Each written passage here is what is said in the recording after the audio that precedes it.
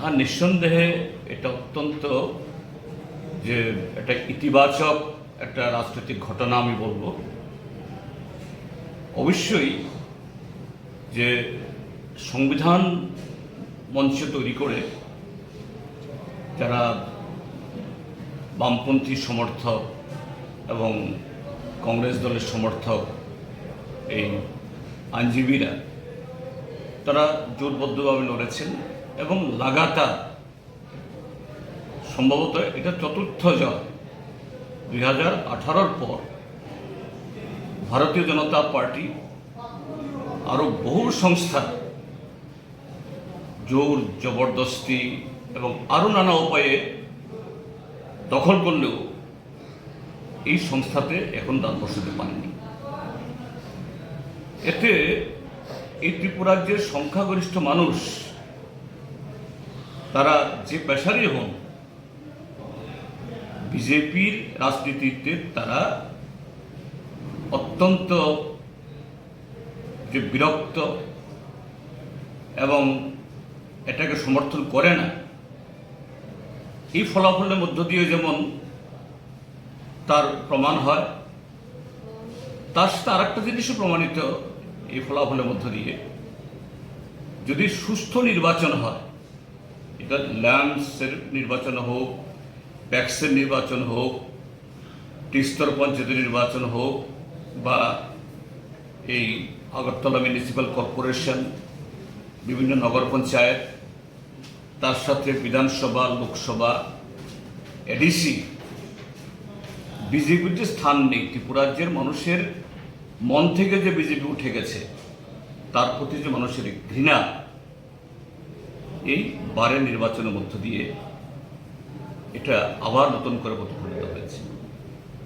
তা আমি বলবো এই ফলাফলের পরিপ্রেক্ষিতে যে সংবিধান মঞ্চ তারা আদালতে দাঁড়িয়ে সংবিধান রক্ষায়, মানুষের গণতান্ত্রিক অধিকার রক্ষায় যে প্রতিনিয়ত এই সরকারের বা শাসক দলদের দ্বারা আক্রান্ত হচ্ছে, তারা প্রতিনিয়ত লড়ছেন এটাকে আরো জোরদার করা।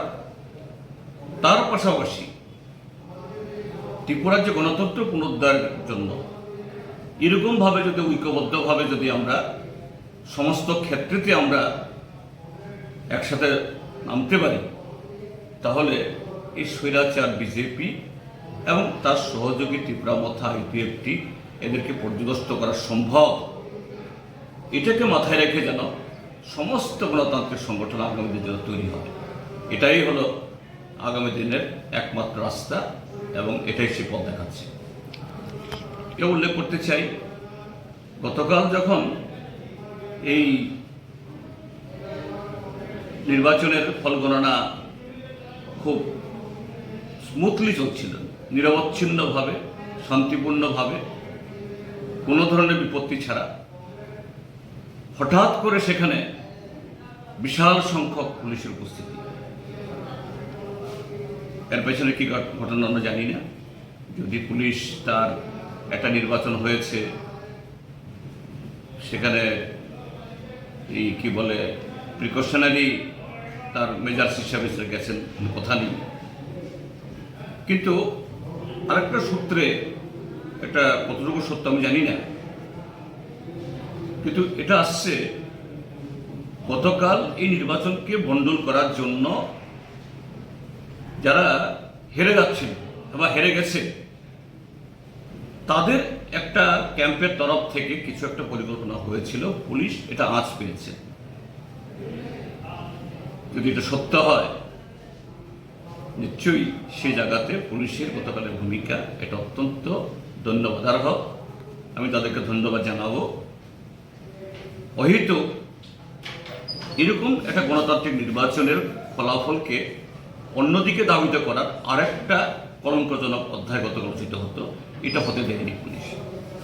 তো পুলিশ ইচ্ছা করলেই আইন শৃঙ্খলা তারা বজায় রাখতে পারে, শান্তি বজায় রাখতে পারে, এ ঘটনা আরেকটা কারণ।